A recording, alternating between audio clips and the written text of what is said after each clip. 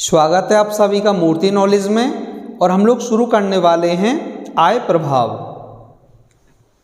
शुरू करते हैं हम लोग आय प्रभाव को।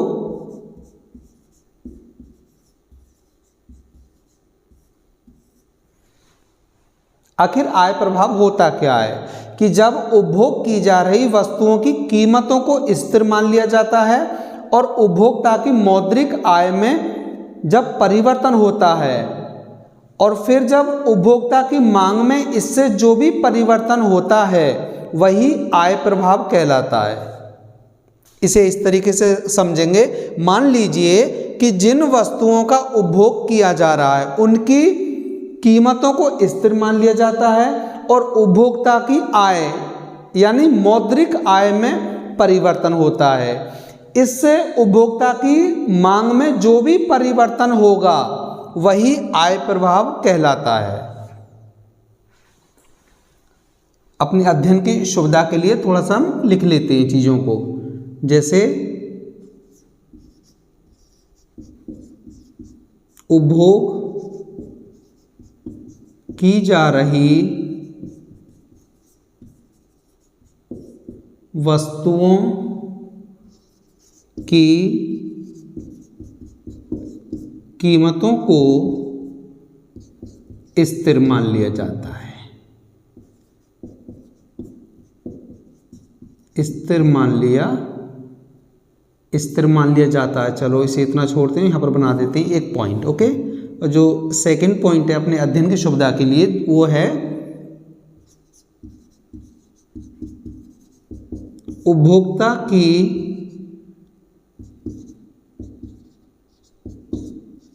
मौद्रिक आय में परिवर्तन होता है। परिवर्तन, ओके।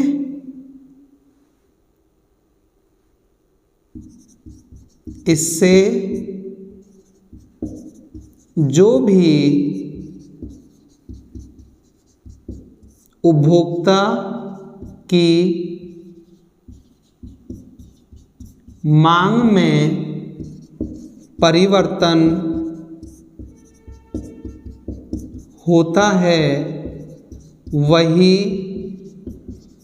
आय प्रभाव कहलाता है। ओके, तो हमें इन तीन बिंदुओं को ध्यान में रखना है और इस आय प्रभाव को एक चित्र की सहायता से समझते हैं हम लोग। ओके, इस तरीके से ये हो गया एक्स अक्ष, मूल बिंदु O, यहां पर X वस्तु की मात्रा और यहां पर Y वस्तु की मात्रा। ये हो गया Y अक्ष। ओके, अब इसे थोड़ा इस तरीके से समझते हैं। पहले हम देखेंगे इस फर्स्ट पॉइंट को, उपभोग की जा रही वस्तुओं की कीमतों को स्थिर मान लिया जाता है। यानी जिन वस्तुओं का उपभोक्ता उपभोग कर रहा है उन वस्तुओं की कीमतों में कोई भी परिवर्तन नहीं हो रहा है। मान लीजिए दो वस्तुएं यहाँ पर, एक Y वस्तु है और एक X वस्तु है। Y वस्तु की जो कीमत है उसको मान लीजिए 6 रुपये। ओके, और जो X वस्तु की कीमत है उसे मान लीजिए 5 रुपये है। तो इनकी कीमत दोनों की स्थिर चल रही है, यानी कोई भी परिवर्तन नहीं है। और जो उपभोक्ता की आय है यानी सेकंड पॉइंट, उपभोक्ता की मौद्रिक आय में परिवर्तन होता है। उपभोक्ता की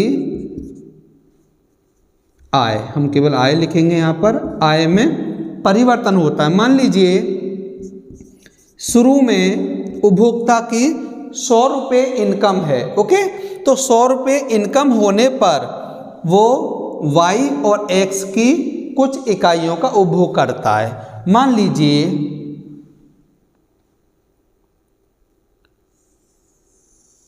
वो इस बिंदु पर उपभोग कर रहा है। ये हो गया A, ये B, ये, और उपभोक्ता का जो संतुलन स्थापित जो होता है वो यहाँ पर, वो इस बिंदु पर होता है यहाँ पर। ओके, ये हो गया हमारा बिंदु, मान लीजिए से डी यानी मांग वक्र। ये हो गया IC फर्स्ट। ओके, यानी 100 रुपये जब मौद्रिक आय थी उपभोक्ता की, तो वो उपभोक्ता का उस समय संतुलन इस बिंदु पर होता था, यहाँ पर, जहाँ ये इस कीमत रेखा को ये तटस्थ वक्र स्पर्श कर रहा है यहाँ पर। लेकिन अब जैसे ही उपभोक्ता की आय में परिवर्तन हुआ, यानी उपभोक्ता की मौद्रिक आय में वृद्धि हुई, मान लीजिए 100 से 150 रुपये हो जाती है उपभोक्ता की आय। पहले 100 रुपये थी और अब 50 रुपये और बढ़कर 150 रुपये हो जाती है। तो अब उपभोक्ता का नया संतुलन स्थापित होगा, अर्थात जब आय में वृद्धि होगी तो उपभोग में भी वृद्धि होगी। वो एक अलग बात है कि जिस दर से आय में वृद्धि हो रही है उस दर से उपभोग में वृद्धि नहीं होती है, लेकिन आय के बढ़ने के साथ साथ उपभोग में भी वृद्धि होती है, ये सही बात है। तो अब उसका जो नया संतुलन स्थापित होगा वो इस बिंदु पर होगा, यहाँ पर, यहाँ पर। इसे मान लेते हैं A1, ये B1, और एक नए संतुलन के रूप में यहाँ पर इसका नया संतुलन स्थापित होगा। ये हो जाएगा IC2 और ये हो जाएगा D1। ओके, तो ये यहाँ पर तटस्थ वक्र इस कीमत रेखा को स्पर्श कर रहा है, तो यहाँ पर इसका संतुलन स्थापित होगा। अब क्या हुआ, उपभोक्ता की आय में थोड़ी और वृद्धि हो गई, जहाँ थी 150 अब 200 रुपये हो गई। तो वह X और Y वस्तुओं का उपभोग में भी अब उपभोक्ता वृद्धि करेगा निश्चित रूप से। तो अब उसका जो नया संतुलन स्थापित होगा वो इस बिंदु पर होगा, यहाँ पर, यहाँ पर। इसे कहेंगे A2 और B2, और उसका जो नया संतुलन स्थापित होगा यहाँ पर होगा, यहाँ पर IC3, और ये हो जाएगा, सॉरी, ये IC1, IC2, IC3 हो जाएगा D2, ठीक है। और इसका जो स्पर्श बिंदु है वो यहाँ पर है, और इन तीनों बिंदुओं को मिलाने वाली एक रेखा खींचेंगे इस तरीके से, ये हो जाएगा ICC, यानी आय उपभोग वक्र, इस तरीके से। ओके, तो एक बार इस डायग्राम को फिर से देखेंगे। जब शुरू में उपभोक्ता की आय 100 रुपये थी, तो उसका जो संतुलन बिंदु था वो AB, ये जो कीमत रेखा है ये इस D बिंदु पर था। जैसे ही आय में वृद्धि होकर 100 से अब 150 रुपये हो गई है, तो उसकी जो नई कीमत रेखा है वो A1, B1 के रूप में है, और अब यहाँ पर संतुलन बिंदु इस D1 बिंदु पर स्थापित होता है उपभोक्ता का, अर्थात उसके उपभोग में पहले की अपेक्षा वृद्धि हो गई है। और फिर जैसे ही उपभोक्ता की आय में और वृद्धि होती है 150 से 200 रुपये के रूप में, तो अब उपभोक्ता की जो नई जो कीमत रेखा है वो A2 और B2 के रूप में स्थापित होती है, और यहाँ D2 पर नया संतुलन स्थापित करता है उपभोक्ता, और एक आय उपभोग वक्र यहाँ पर इस तरीके से बनता है।